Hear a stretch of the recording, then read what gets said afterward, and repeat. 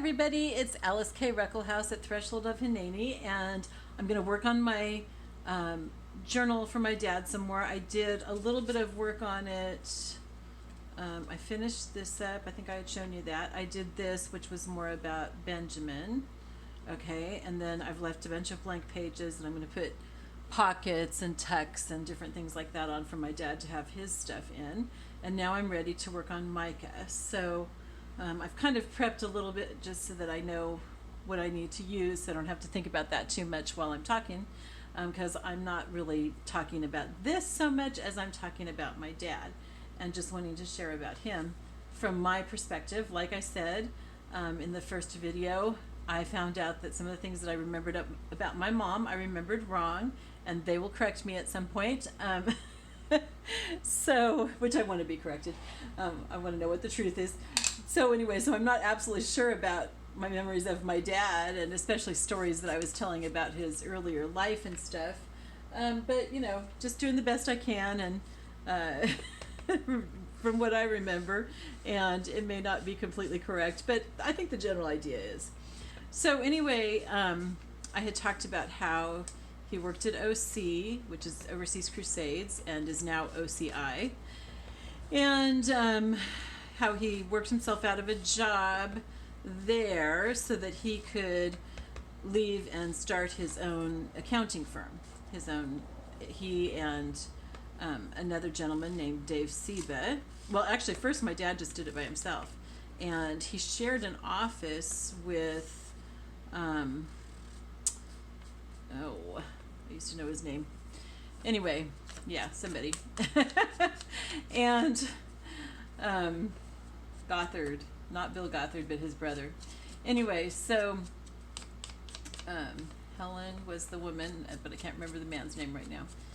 Anyway, so yeah, and I worked there some, doing some bookkeeping and everything, which was really interesting. Those were like my first jobs working for my dad. One of the things about my dad is that he started me out working, it's like he trained me to work, you know, and specifically in finances, because that was, you know, what he was doing and stuff. But one of the responsibilities that he had at the church was, when I was really little, was collecting the envelopes after the offering had been taken out of them, and people marked on the envelopes like how much they were giving and what they wanted it to go to. And so he would do all the accounting with that and everything, but then he had to take those envelopes and record, you know, on each person's record for tax purposes how much they had given. And I'm not sure if he had to record what they had given it for or not. Probably not. I think just how much. And anyway, so he taught me how to sort the envelopes, which was really cool because, I mean, it taught me a lot of skills that had to do with sorting and stuff, and started teaching me about finances, and eventually had me doing some bookkeeping and stuff. And so, you know, that was really good. So I was trained in a lot of things. And so then my first job away from my dad was helping a man set up his office for his business that he had started. And, you know, it's like I knew quite a bit because of my dad teaching me stuff through all those years and everything. So I knew a lot about organization and about how to keep books and stuff like that. And so, you know, that was just really good. So another thing though that happened, I'm not exactly sure when it was, but I think it was while he was still at OC, but it might have been after he left and started his own firm. He and my mom went to a marriage encounter weekend, and later on, they and two other couples, Bob and Dottie Buchanan and Beck and Lynn Sons, started a marriage ministry that was kind of similar to that, but Protestant, and just, you know, it had what they wanted in it. And anyway, as a result though of going on that marriage encounter weekend, Dad just changed a lot. And it's not that he was ever mean or anything, it was just that he was a good father, but he was just, you know, a little bit more removed, I guess. Not, I don't want to sound like he wasn't like there or anything, he was. But after, I guess the best way is to tell about after the Christian marriage or the marriage encounter thing, it was like he was just a lot more open with his emotions and just a lot more tender. And he had been wonderful before, but this was just really different, and it was really nice. And I remember, I don't remember what happened, why I was so upset, but I remember crying and my dad holding me, and it's like he just wasn't that way before. And I remember that I got mascara all over his suit, so I was old enough to be wearing mascara. And I said, "Oh, I'm so sorry," and he was like, "No, it's no big deal." And I knew he had to take it to the cleaners and everything, and I knew that we didn't have a ton of money. So, he was just, I don't know, it's hard to explain because I don't want to make it sound like he was bad before. He wasn't at all. He was really wonderful, but he just became really more tender. And, it's like I think before he was more of a typical man. And afterwards, he had added that tender aspect that so many men lack. And I think it really, I'm sure it did a lot for their marriage because women really appreciate that kind of thing. So anyway, I don't know. It was such a life-changing thing. And then, he and my mom and those two other couples started Christian Marriage Fulfillment. And yeah, I'm not really sure what else to say about that. It was just, that was a really good thing. So my dad was always really good about going along with the crazy schemes that I had. But at one point he got a little fed up.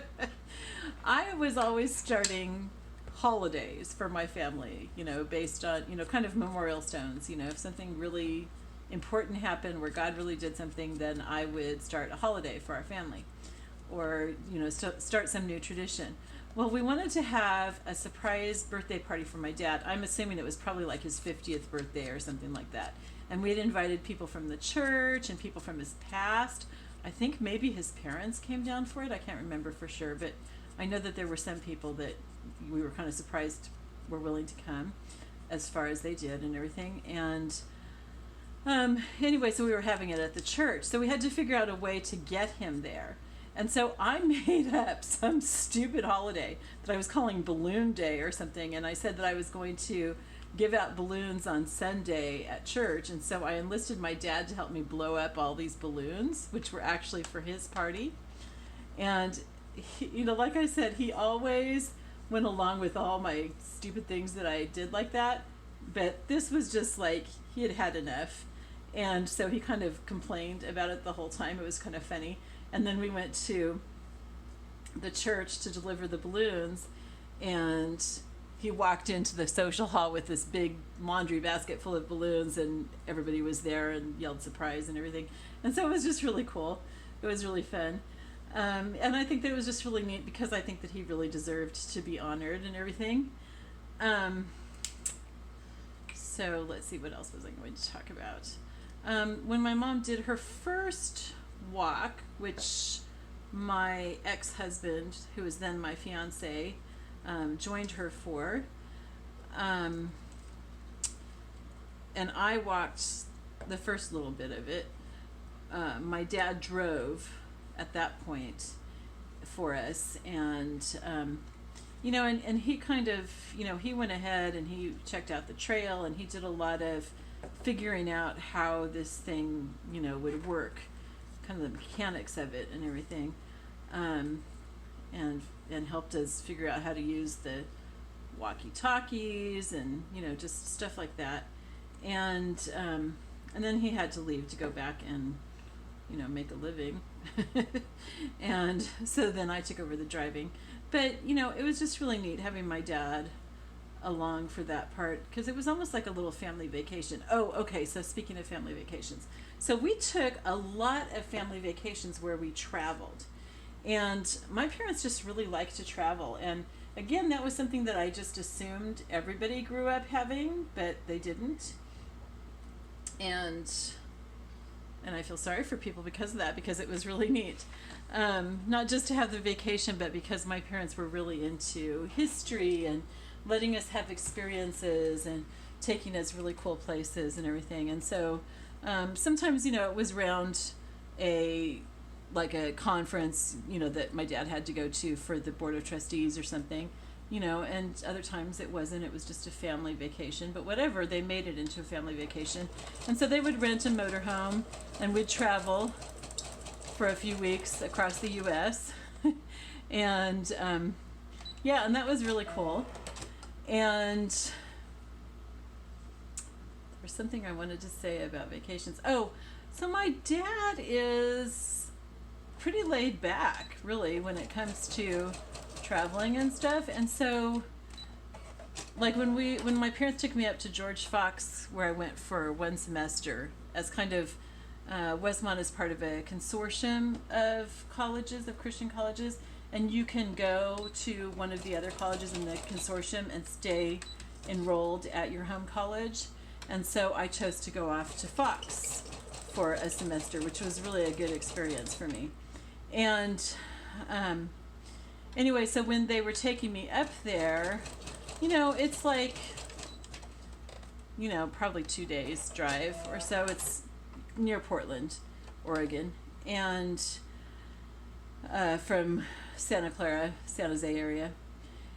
And anyway, so my dad, he's just the kind of person that it's like, we spotted, as we were driving up the highway, we saw a sign that said fried mushrooms, and my dad seriously hates mushrooms. I mean, you can grind them up and put them in spaghetti sauce and he will still pick out every little teeny tiny piece. And my mom and I saw that place for fried mushrooms, and we didn't even say, oh, can we stop there or anything like that. We just remarked on it. And he turned the car and went across a few lanes of the highway. I mean, there wasn't any traffic. It was safe and everything, but it was raining and stuff, and went back, and we went and got fried mushrooms. And another time, they came and picked me up at Westmont, and it was a 6-hour drive back to Santa Clara, to Campbell, where we lived. And we were partway home, maybe 2 or 3 hours, and my mom and I, for some reason, we were looking at a map. I don't know why, because we had made the drive so many times, so it's not like we needed to know where we were or anything. But we noticed Taft on the map, like a couple hours away, not anywhere on our route at all.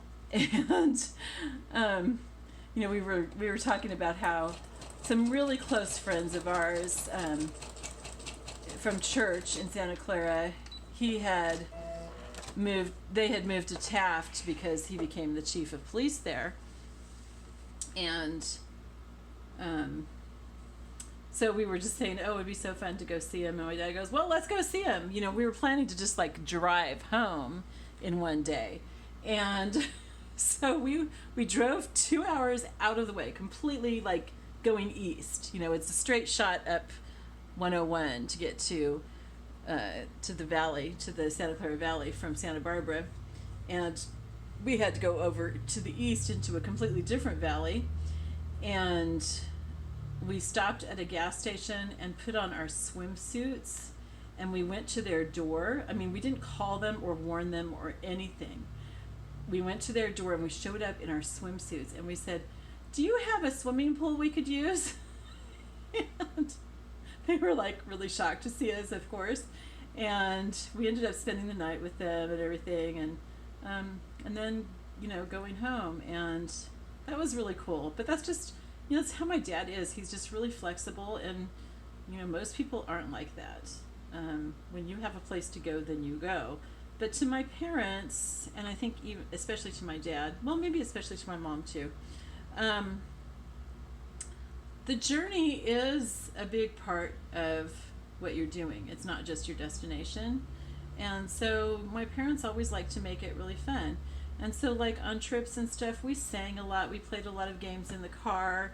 I grew up going to Visalia from Santa Clara on a regular basis. I don't know, it seemed like it was every weekend, but I'm pretty sure it wasn't. It was a 4-hour drive each way, and it just seemed like it lasted forever. But my parents, they didn't just make us suffer with it. They played games with us, and they were usually pretty much educational games. I mean, I didn't know that at the time, but that's what they were, like teaching rhyming and memory and alphabet or whatever, you know.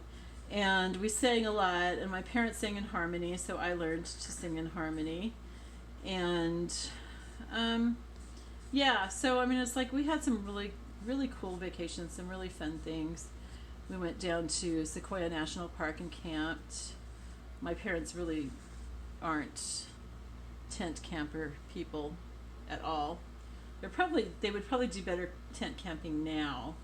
I mean, although they prefer a motorhome, but they would probably do better camping now than they did back then. But because they're just like, they've been kind of roughing it on this trip. Not that they want to camp in tents, but anyway, so yeah, so I mean, we just did all kinds of stuff. So that was really cool. How much time do we have? What are we doing here? I think I'm gonna stop and I'll do another video.